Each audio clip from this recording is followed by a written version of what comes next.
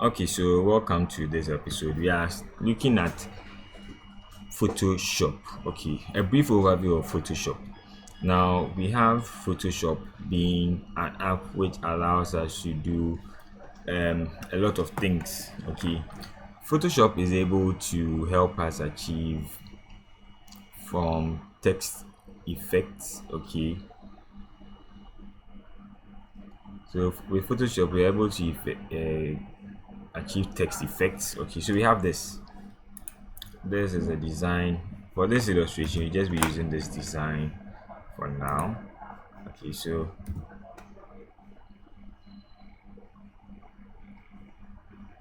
this Photoshop, this is the text we have over here. Okay, and our text here, we're able to do a number of effects on it. Okay, so let me just open this so that you. All right, so we're able to do a number of effects on Photoshop. How? You will just double click on a layer, and once you double click on a layer, you should be able to get everything about the text effect. Okay, so this is our text, and please don't be scared looking at how the things are complex and everything, but this is Photoshop for you. Okay, and this is mine Photoshop. The Photoshop may not look like this, so don't worry when you open Photoshop and it's not looking anything like this. All right, so this is Photoshop. You would see that we've added a text effect here. Once I remove the text effect stroke, I'm left with this. Okay, but if I was in another app, I may have to probably do it another way. If I was in Canva, I would have to probably duplicate the effect and make it bigger. So if I was in another app, I would have probably made that. Oh, sorry. So if I was in another app, I would have been doing that effect by probably duplicating it. And when I duplicate it, I'll do like this. I'll duplicate the effect, probably make it bigger like this, probably change the color. I think those times when I wanted to get these effects, so something like this, and then reduce the opacity,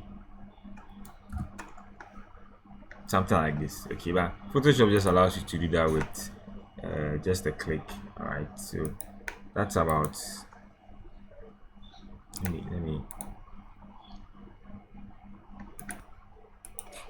All right, so we're looking at how Photoshop is able to do text effects. Okay, and how Photoshop is able to. So with regards to text, like there are a lot of things we can do here. I can't illustrate all of them, but with regards to text, I can take a text in Photoshop and I can change the way the shape of the text looks like. Okay, I can change the way the text looks like. I can add effects to it. I can do quite a lot of things. Aside that, if I come to text effect, all the text effect I need should be over here in Photoshop. Okay, on your Photoshop it may be on the right side.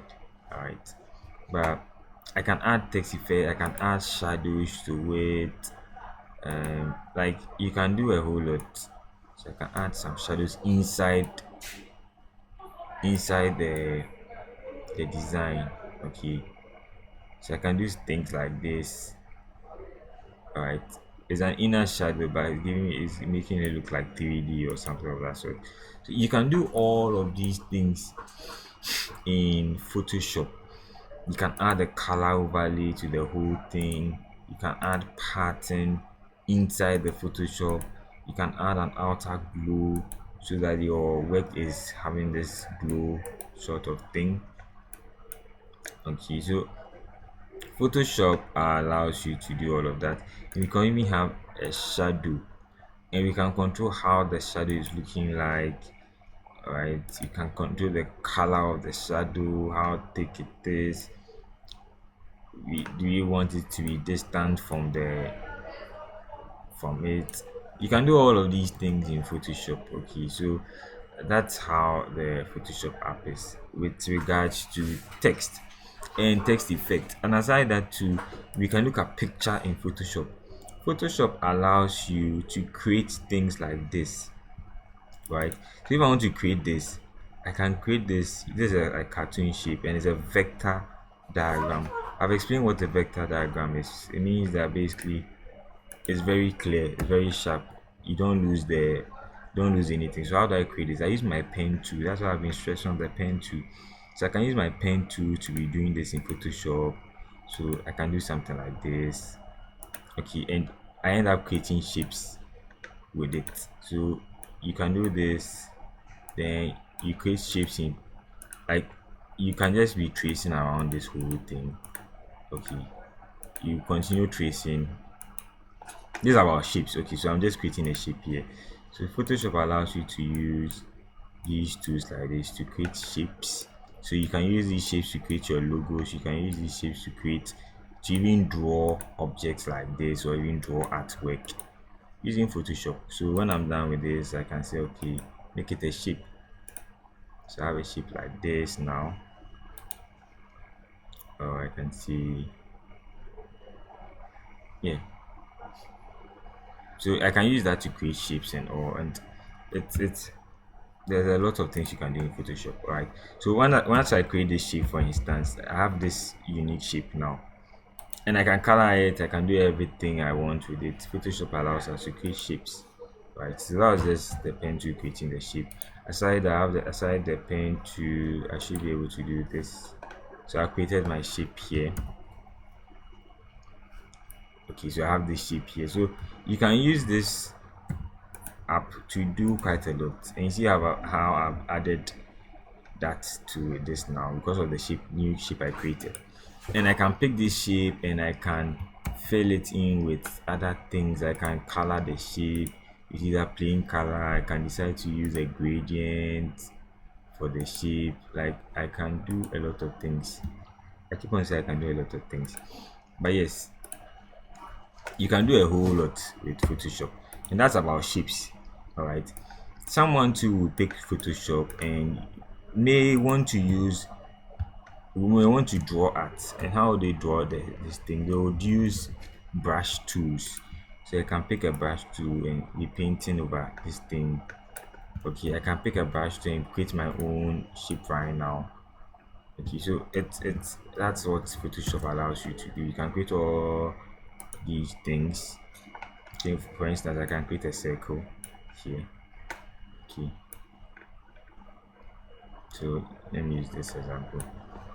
I can create a circle like this. Okay, and imagine I can keep on painting this thing, and probably this is like a bed. Okay, but basically this bed I've drawn is how they do these shapes, right? Yes, with a few other techniques you can do all that. Now aside that thing too, let's look at artificial intelligence. Okay, let's look at artificial intelligence in Photoshop. So with Photoshop, what's the artificial intelligence we are talking about here? So in Photoshop, I had the image. I had this image here. This was the image I had to use. And what did I do when I created this? I removed the background. And how did I go about this? Because Photoshop has an AI within it, which allows us to just select subjects by clicking. Okay, so at the top here, select subject, and that's all. It just selects it for you, and boom, voila. If you remove the background from it, I left out this one, but I can just decide to remove it. How? I can just use a shape. I can just select it, and you see that there are some dotted lines around it, and it allows me to remove all these. Like, I'm just passing my mouse over it, and it's just selecting the most likely, or is approximating where the edge of the shape I'm selecting is. You understand? So Photoshop uses artificial intelligence to do that. Okay, so I can use artificial intelligence, and that's the artificial intelligence here now. So it allows me to basically do that. Okay, so I have this now properly background removed.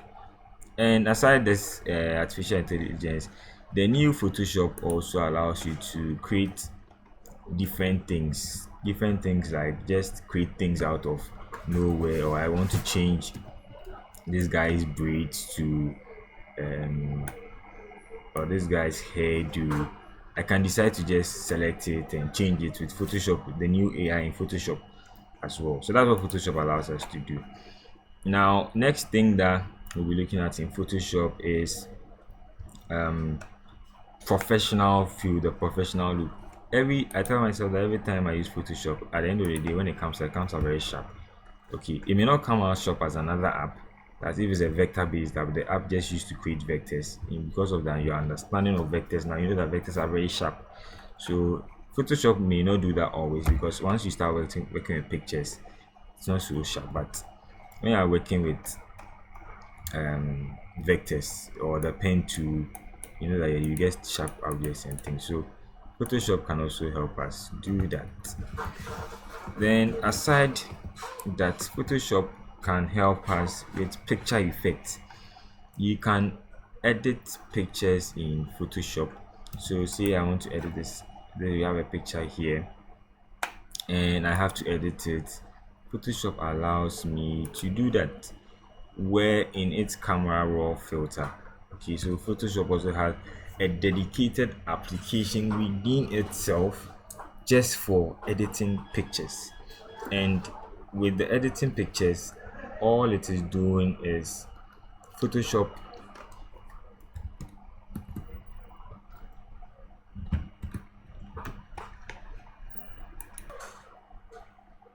okay, so Photoshop also allows us to edit pictures too as well.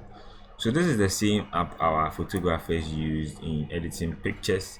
This is the same app our art people, okay, use in creating things like this.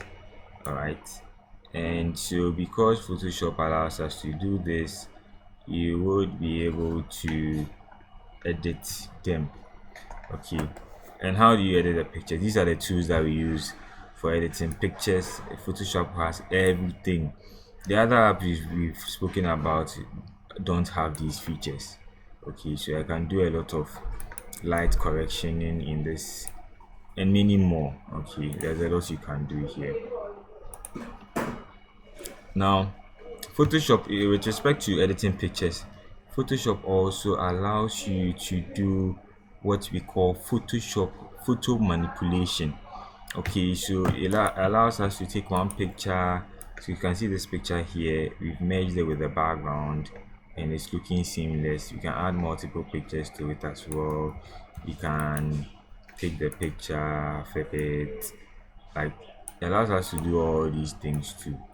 Okay, that's called Photoshop manipulation. So you can manipulate pictures as well. I can change the so I can change the hair color.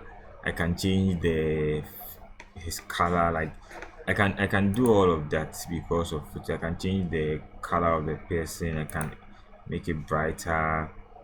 A lot of things. I can even change just the dark portion. If you look at this picture, it has some light portions and some dark portions. I can just change all of just that alone, and that is more about color theory and color correction and color grading. Okay, so with Photoshop you can do color correction, color grading. It's like an extensive um, photo color theory thing that you can do here with Photoshop.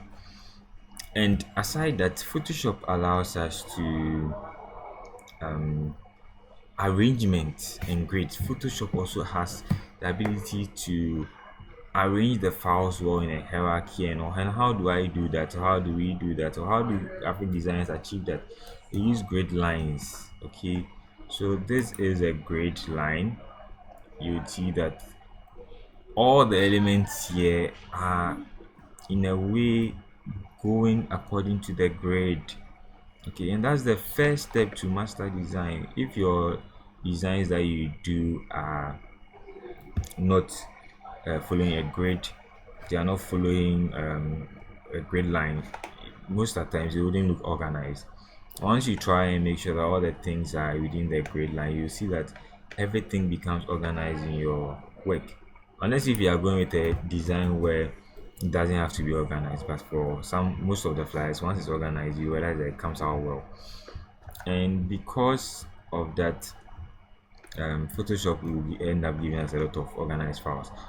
The other apps we've spoken about, Pixel Canva. The Pixel has grid, so once you use the grid in Pixel you should be good to go. Canva doesn't. I haven't seen the Canva grid before, but hopefully, if it does have that too, you use that to align your elements well. Another thing that these things have, or Photoshop has, is called layers. You see here my layers tab over here. I have all these files here together. And in Photoshop has layers, Pixel Lab has layers. So I can, for instance, this picture. Okay, let me pick this is called lower third. So all the AI and all those things.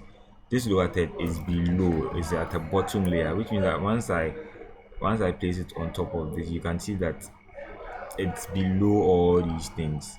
Okay, it's below them. So you can see it's below this. Okay, but I can change.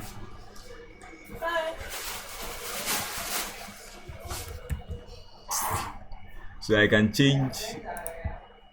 change all of that.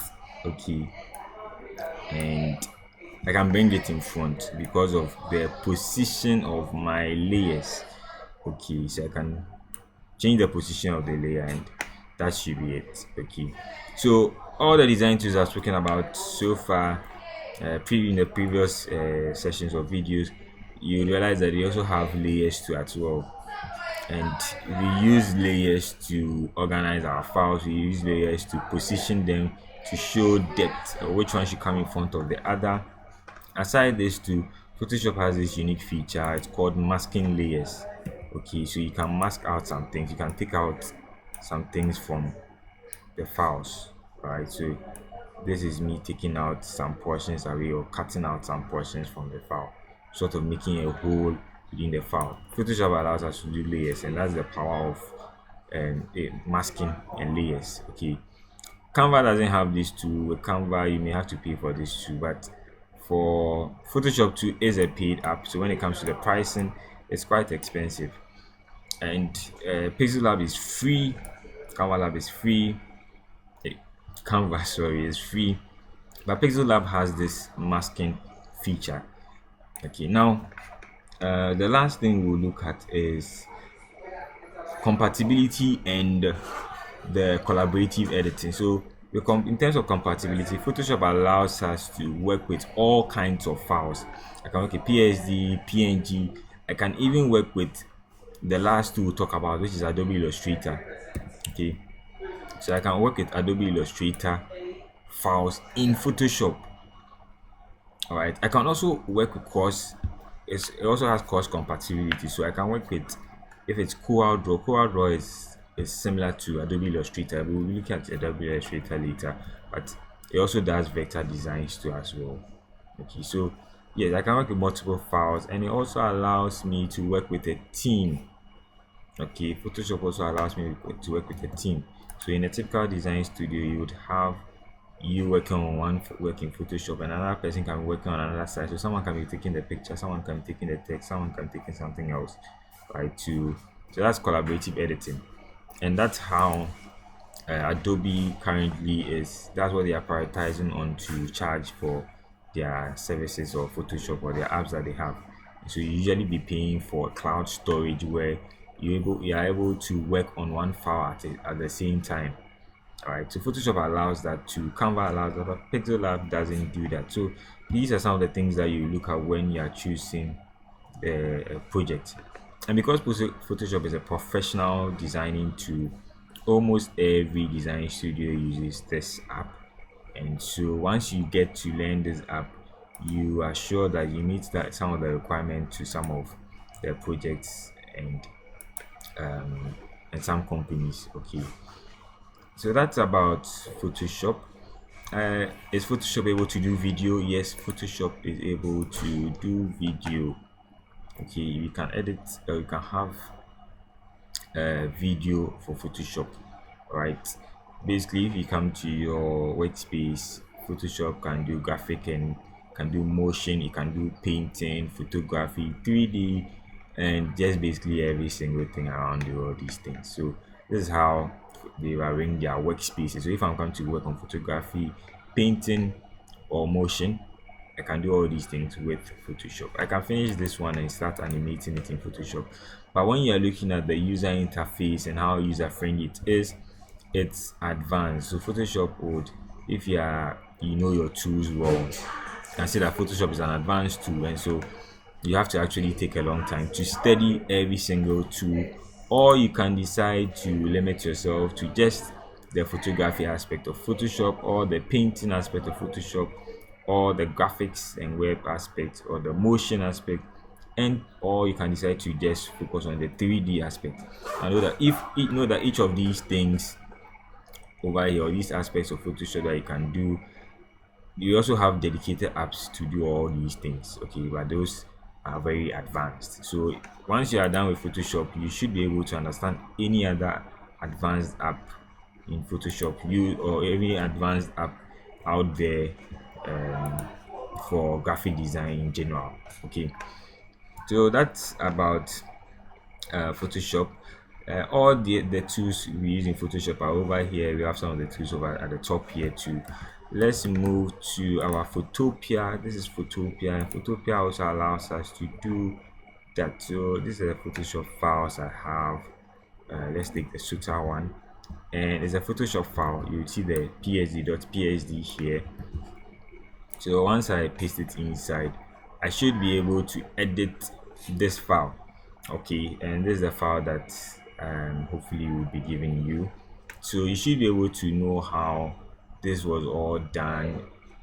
Once you open, and this Photopia right now, basically the things are on the right this time, so don't be confused when you're watching the video and you realize that, oh, the tutors things are on the left and Photopia says it's on the right. Yes, it's just because of the workspace. So this is the basic Photoshop that you all get. This is how Photoshop looks like for everyone, but because of I want my interface to be I've made it was in suit me, so that's why I place my on the left. Okay, but basically, yes, once you have the PSD file, you should be able to go through Photoshop. You should be able to even apply the same shortcut tools to Photoshop. You should be able to see the layers and all those things. And for someone who is transitioning from Canva to Photoshop, you realize that everything here is very small. Okay, but yes, the smaller the better. Okay, so that's about Photoshop. That's Photopia, a replica of Photoshop. You can do all the edits and things in here. It has all the, basically, if you can do it in Photoshop, you can do it on Photopia. And why would you want to use Photopia? Because of accessibility. So I'm somewhere, I'm not close to my laptop, I have to edit a Photoshop file. I can just quickly go to Photopia. Once I have the file, just edit it. Okay, so now Photopia has made Photoshop very, or has made PSD files very portable. Okay, that's the word for it. So that's about Photoshop. In our next lesson, hopefully you would be learning about brief overview on artificial intelligence, and then we will look at how Microsoft Word and PowerPoint is able to make these files. So we would give you this file, so you will be able to go through and look at how these files are done, how these graphic design elements come together. And because of the way Photoshop is, you can go about a design in different ways. So there's no one way to do a design in Photoshop. Okay, there's no one way to do a design in Canva. There's no one way to do a design in Pixel Lab. It's just up to what you are looking at achieving at the end of the day. And we've mentioned that sometimes the tool you are using actually matters. Okay, especially in logo design, the tool you use really matters, because you'll be using a lot of the pen tool, and sometimes some of the apps, for instance Photoshop, if you are doing photo editing, it has some things which allows us to get some creative effects and all. We can't just generate that with just simple plain tools. Okay, so this is where tools matters. And so if you are looking at advancing your graphic design, you would end up learning our Canva first, so you can be able to get good designs, good templates. It gives you ideas on how to go about the things, and then you move to Canva. You move to Pixel app, you move to Photoshop. Once you've mastered Photoshop, you should be good to go. Okay, then along the line you can learn Adobe Illustrator, or if you want to start with learning Adobe Illustrator too, you can start with Adobe Illustrator, learning shapes, drawing, some nice art and things. But all the things Adobe Illustrator can do, Photoshop can do. But some tools in Photoshop or Adobe Illustrator would help you achieve some looks better than the other.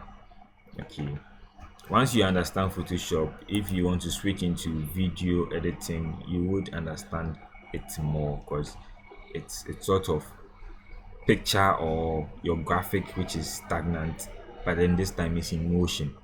Okay, so once you're able to navigate the tools of Photoshop, you should be able to advance into other apps, and you realize that Photoshop also had its 3D effect too as well, and so other 3D apps too are there as well. Adobe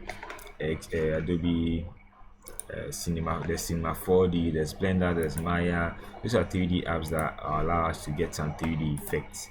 Okay, all these 3D effects are just imitation of real 3D artworks. Okay, so that is why with our course we started with the imitation. So once you're able to imitate, the aim is to just try and derive a certain look or feel. Okay, but yes, that's how the whole workflow is. That's how the whole learning curve is in graphic design. You start from somewhere, you end somewhere. Along the line, you can decide to specialize in one field and focus on that area to achieve all the things that you want to get, or to achieve your goals or your tasks. Okay, so that's about Photoshop. You can basically do a lot of things. And yes, this flyer was designed in Photoshop. If you're using Canva, it's because you want to know how to. It's just to let you know that you can still achieve a lot with some tools. Alright, so that's about it. Join us on our next lesson for Adobe Illustrator.